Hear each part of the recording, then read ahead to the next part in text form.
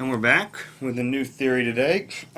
We're still sticking with the train of rhetoric or public communication, which is once again about how we move from we're moving in the semester here from talking about like interpersonal, which are one-on-one relationships, group communication, which is communicating with three or more people generally we say, and then public communication, which is communicating one person to many people. Today we're going to talk about Kenneth Burke's dramatism.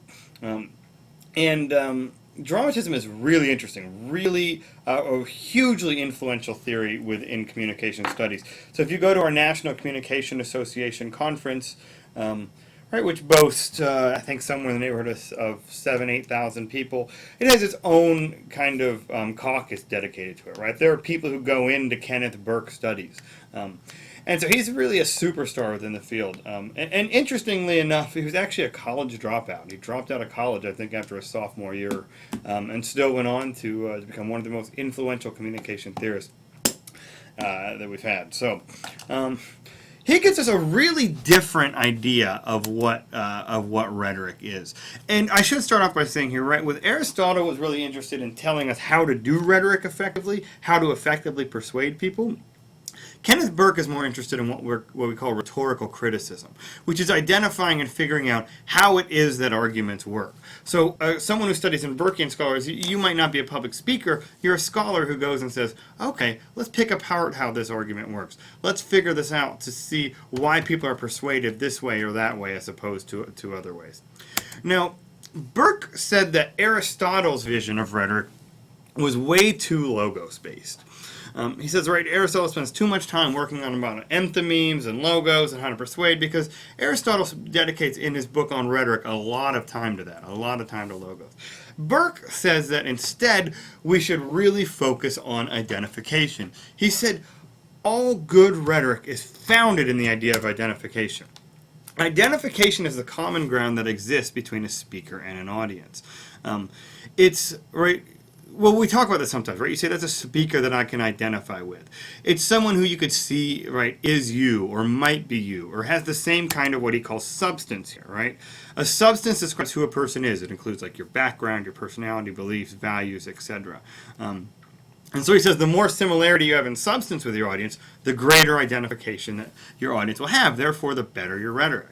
Now, this is something that sometimes leaders have a problem with, right? Often we don't trust really rich people, for example, because we might say, oh, right, they don't know what it's like to be us. They don't share the same substance as me.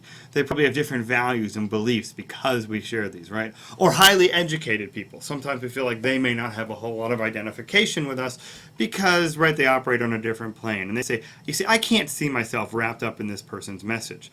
Now, some people talk about Burke's identification as one of the things that really worked well for George Bush, for example. And right, obviously, before it really started going sour at the end. Right, if you ask people what they liked about Bush, he really had this sense. People would say they would go get a beer with him. They would love to sit down and have a beer with George Bush, which right, what we have there is a sense of identification. The only kind of people you want to go have a beer with are people that you can identify with, people that are like you, that share your substance. And so that's an example of someone successfully creating identification, because, right, the interesting thing is, right, Bush probably has a pretty difficult time actually identifying with us. I mean, he's very rich, but he did a good job of playing the figure, right? Playing the person he needed to be to create that identification with his audience, and he did it quite successfully. So, and the speaker has to work hard to convince your audience you share the same substance. And this kind of goes back a little bit to some of that goodwill stuff we were talking about with Aristotle as well. Now, Burke gave us, back to our rhetorical criticism, he says that the way that we try to do this is to figure out how arguments work is through an intense observation of the rhetorical persuasion. That we need to really pull it apart and see how it works. And he gives us a tool by which we can do that, the pentad. Burke's pentad helps the critic understand the rhetorical message. So the pentad is a five-pronged kind of tool here that we're going to use, where we try to sort out what people are saying here, right? How arguments are working. The first is an act, right? He says that we look at a rhetorical situation and we ask, what was done? What did the speaker provide for the audience? And so right, like if we were to see a toast or a speech at a toast, it would be very different than than a speech that was about getting people to get out and mobilize the vote, for example, right? And so these, just like the what actually happens, is the first thing that a rhetorical critic actually needs to look at. The next thing is the scene, which is where and when did speech happen. And we're not only interested in the scene, right, like where it happened, but we're interested in how the scene affects the speech. We're not only talking about, right, first of all, this is called dramatism, right, which Kenneth Burke understands rhetoric as kind of a drama in a very way. I mean, these are all questions that you ask about a play as well, and he's applying this formula to rhetoric as well. And so, is the speech appropriate in a specific scene? How does the scene affect it, right? So if there's a big lecture hall, it's going to be a very different feel than a small, intimate space, for example. Or, right, like we can look at some speeches. So if we go back to George Bush's famous speech after 9/11, for example, well, that was a when, which is really important for that speech. So if that speech had been given a month earlier, it wouldn't have even made sense. But the scene, the when, made that speech. It makes it come to life. It gives it meaning. Is the speech appropriate to the setting, right? So you wouldn't speak the same way at a funeral as you would at a wedding, for example. At least hopefully not. And so how do those kind of things shape the kind of rhetoric that happens? So what seems radical at one place might not be so radical in a different scene, and a good rhetorician is able to tell what's appropriate for an appropriate scene.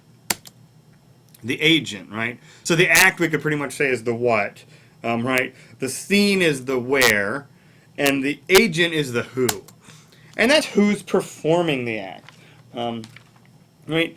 Not only who did it, right, but how does the speaker portray him or herself? People take on characters when they get up and they do public speaking. And right, we can have all different kinds of personas that we might want to create. Oh, I hit that too early, sorry. Right, so speakers try to portray themselves as confident, as in control, as leaders perhaps, right? Or other people might try to portray themselves differently. You might try to be the joker. You might try to be funny. And so who is this person who's actually doing the thing? Now, agency would be kind of the how of this, right? What means did the speaker use to accomplish the act? What kind of techniques? Did they use lots of emotional appeals? Did they dress appropriately? Right, dress is part of their persuasive attempt. And this is where we would draw in some of that stuff from the last Aristotle lecture. We'd say, like, what kind of rhetorical proofs did they use? Right? Did they speak fast? Did they speak slow? Just like, what did they do to try to get their message across? And our last one here is purpose, right? And this would be the why of the speech. What are the goals of the address? We break these into two different categories. There are implied goals to an address, right? Which are the ones that the speaker is not going to tell us up front, but that we kind of know, right?